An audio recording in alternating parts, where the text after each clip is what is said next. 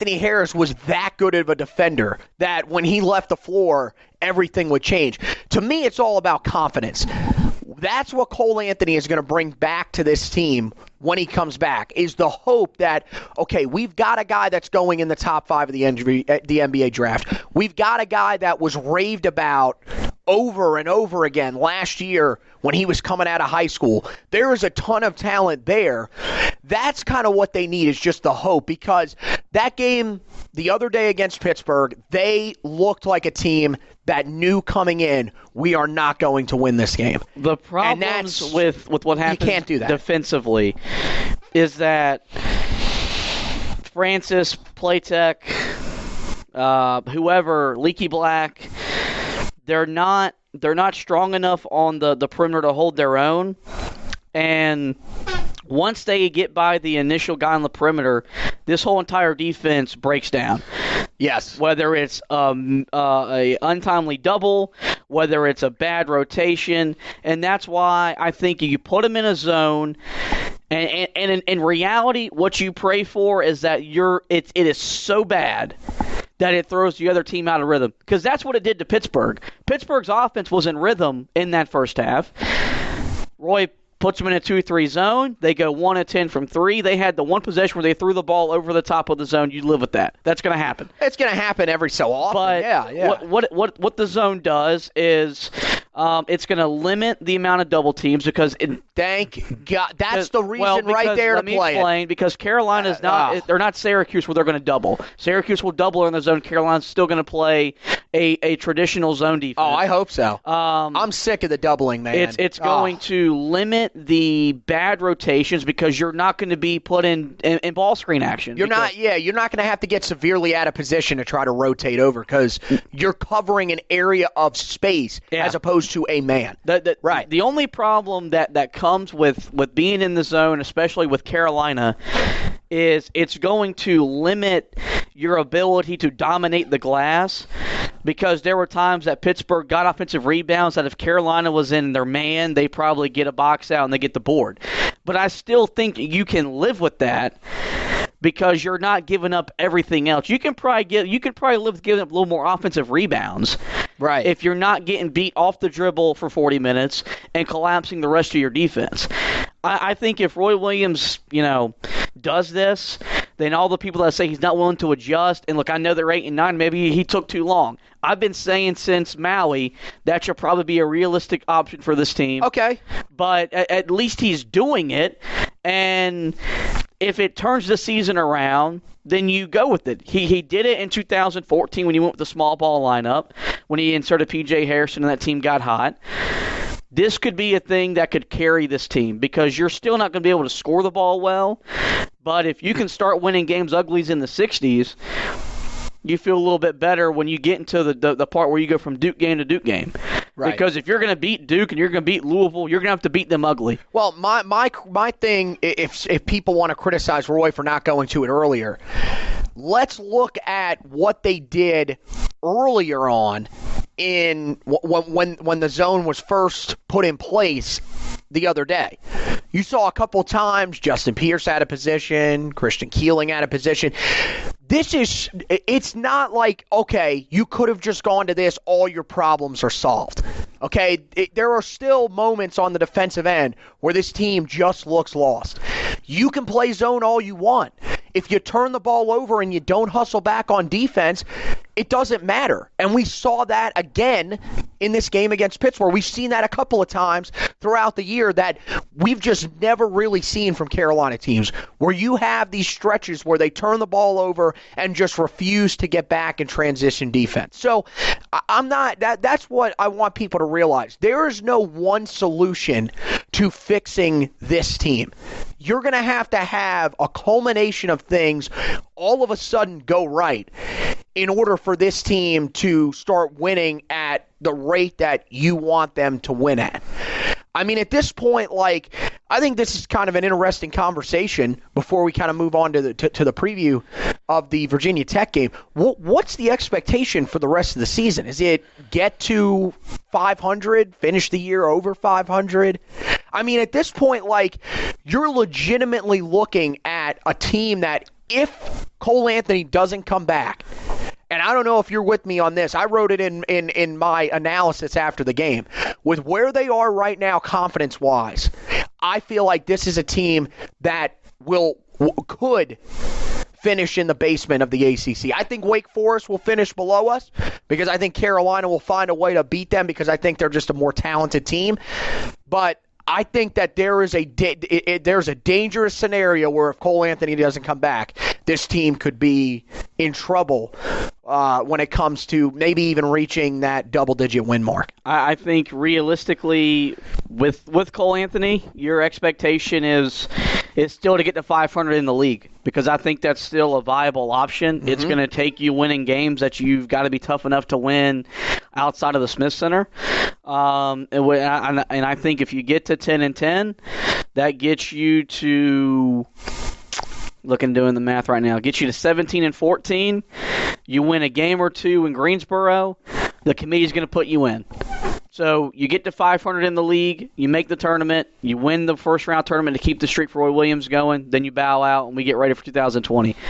Cole Anthony doesn't come back, which is if he decides not to, we understand.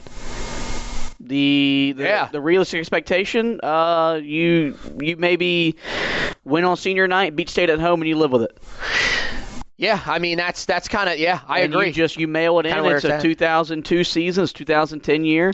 You reload with that incoming class of 2020, and understand that it was a down year that happens. Well, I'm going to tell you one thing with Cole Anthony coming back. What I really want to see is even if it takes them a little bit of time, they lose a couple of games. This would be my goal if I'm Roy, is let's get Cole back. He's still probably not going to be at 100%. Let's try to we're going to use him as much as we can, but not overuse him. And you make your run at that ACC tournament because that's all you got to do to get in. You win the ACC tournament, you're in.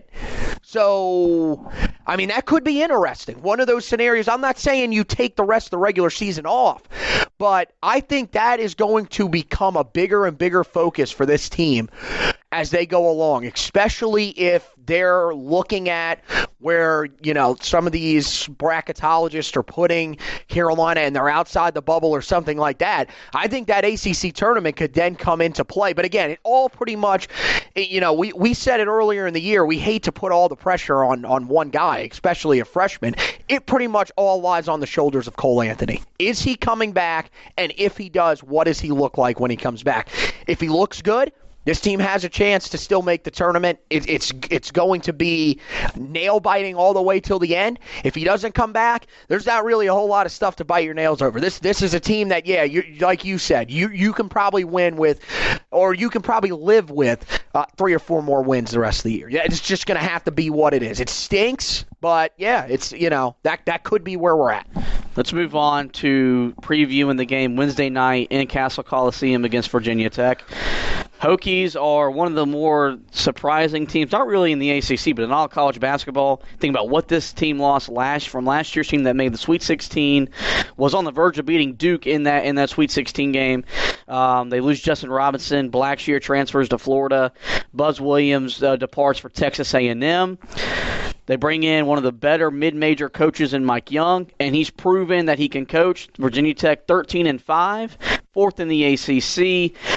They're a team that you figure is going to be in the NCAA tournament with the bubble looking like it's going to be this year. And we know the horrors that Carolina has had, even with really good teams in Blacksburg. They are led by Landers Nolly II. He's the only guy for them that averaged double figures. But he's at 17.8 points per game, 41% from the field, 38% from three. But he's a guy, big on the glass, 6 rebounds for a guard. I love that. He's a guy that's kind of like Robinson, where he's going to create with the ball. He needs the ball to dominate the game. But this is a team that we've seen Mike Young the last 2 years when he was at Wofford. We understand the system that they're gonna run. They're gonna space you out, and they're gonna jack up 3-pointers. and they can shoot them at a pretty high rate.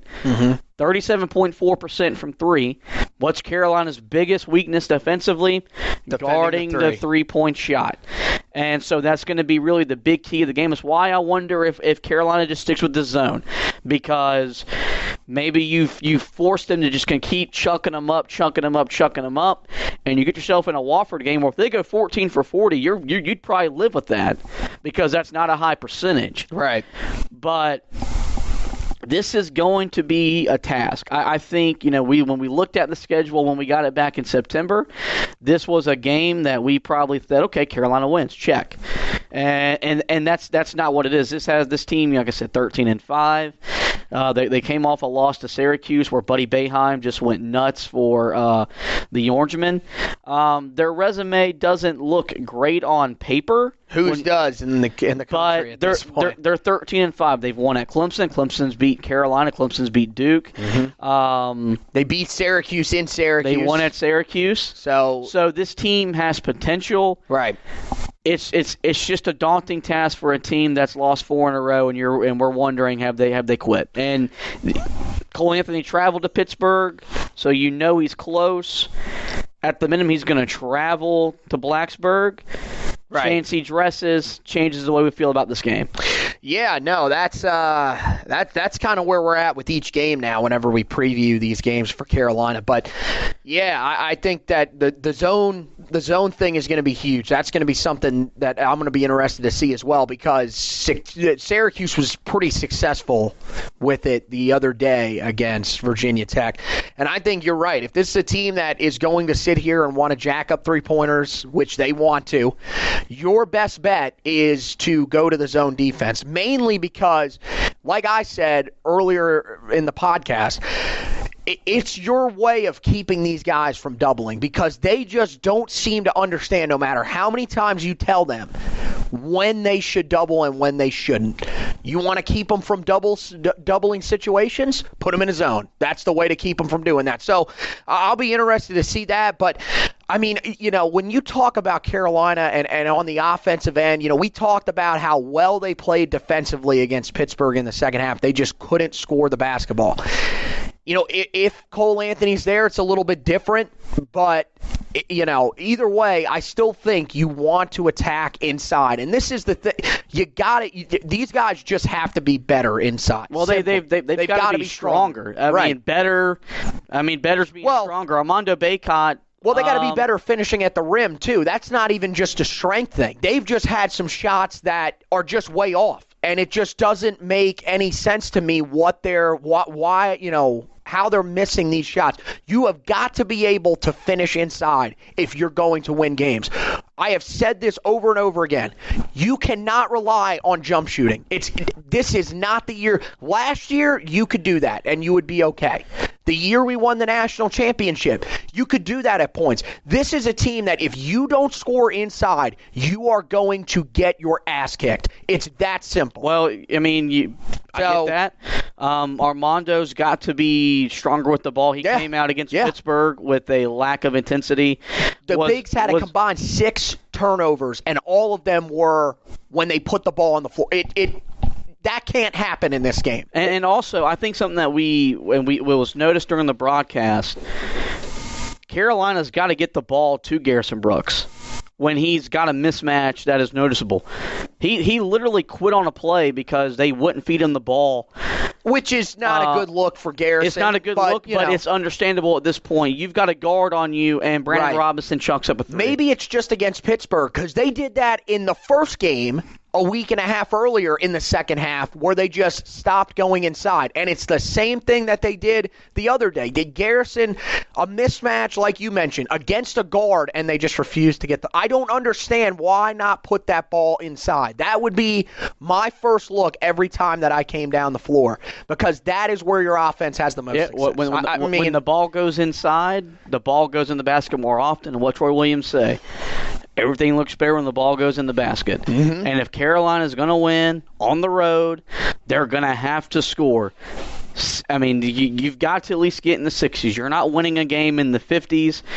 It's why I think they lose again. And now, granted, part of it is I am not allowed to pick Carolina the rest of the year. It's a good point. We're holding you to that on this podcast. But after the Pittsburgh game, I went in with the Pittsburgh game with the still dumbfound belief that they could surprise me, that they'll show up and they'll play